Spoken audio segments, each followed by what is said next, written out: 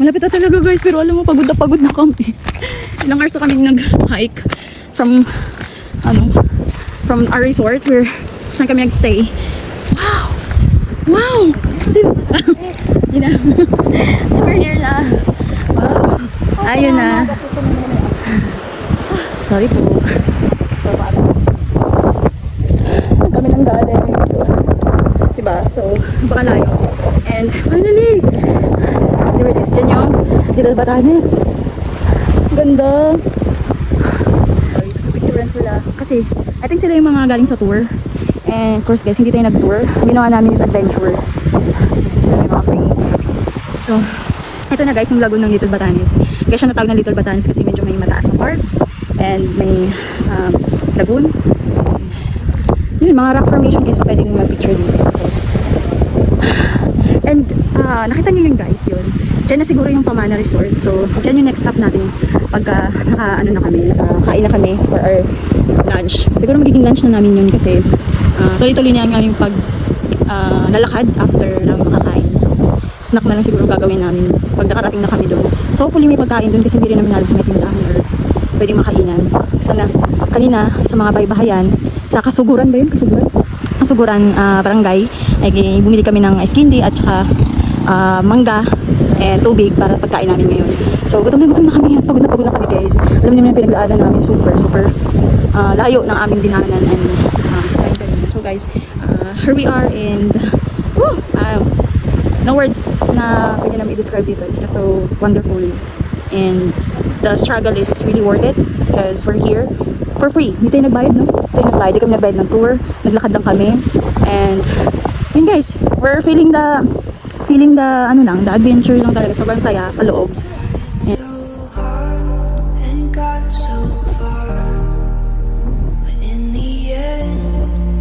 Doesn't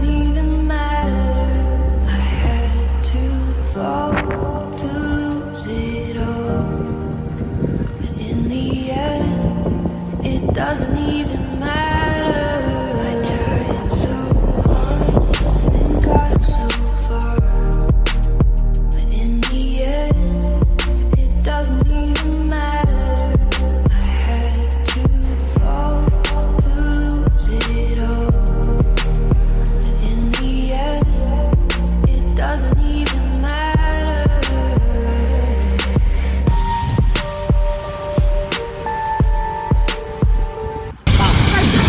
So, ito na yung guys. It's for lunch. Ito na lang isipan natin bumili ng mangga dun sa para pagkain natin. Kasi, tapos sana si Chira lang bibili namin. So, ito na lang nakita ko yung mangga doon sa may rep nila. Yung bumili na rin kami. This is worth, dalawang mangga, worth 60 pesos. So, pwede na. So, finally, we're here sa Little Batanes. So, nag-ano lang kami dito. Nag-stay lang kami for a while para kumain lang. So, pagod na rin kami. Here it is. Cheers.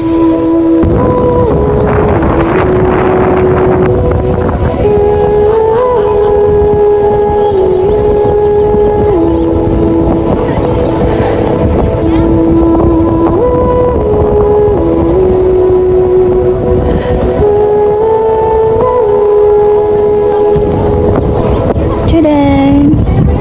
Nasa bangin na tayo guys. Ito yung sa Little Batanes. Perfect. Andun yung may lagoon. Yung kami kanina tumambay kumain doon. So nandito na kami sa mataas na cliff ng Little Batanes. And our next stop naman ay yan guys, dyan kami dadaan. Bababa lang kami doon. And then dito kami dadaan. Baka maligo na rin kami dyan banda. Siligong-ligo na rin kami. Dito kami dito sa may dulo. So sana yan na yung Pamana Resort. Tinatawag nila na Little Boracay kasi dun high sand talaga, as in parang Boracay talaga, white sand. Let's go!